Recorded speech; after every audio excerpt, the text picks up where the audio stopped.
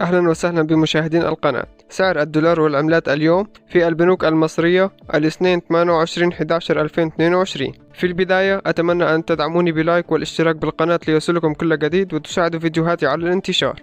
أما سعر الدولار والعملات اليوم فقد سجل اليورو الأوروبي شراء 25 جنيه فاصلة 35 قرش، بيع 25 جنيه فاصلة 58 قرش. الجنيه الاسترليني شراء 29 جنيه فاصلة 52 قرش، بيع 29 جنيه فاصلة 74 قرش. أما الدرهم الإماراتي شراء 6 جنيه فاصلة 66 قرش، بيع 6 جنيه فاصلة 67 قرش. أما الدينار الأردني شراء 34 جنيه فاصلة 4 قروش، بيع 34 جنيه فاصلة 56 قرش. الدينار الكويتي شراء 76 جنيه فاصلة 94 قرش، بيع 79 جنيه فاصلة 80 قرش. والريال القطري شراء 6 جنيه فاصلة 27 قرش، بيع 6 جنيه فاصلة 69 قرش. أما الريال السعودي شراء 6 جنيه فاصلة 50 قرش، بيع 6 جنيه فاصلة 52 قرش. أما سعر الدولار اليوم فقد سجل شراء 24 جنيه فاصلة 51 قرش، بيع 24 جنيه فاصلة 59 قرش. وشكرا لكم.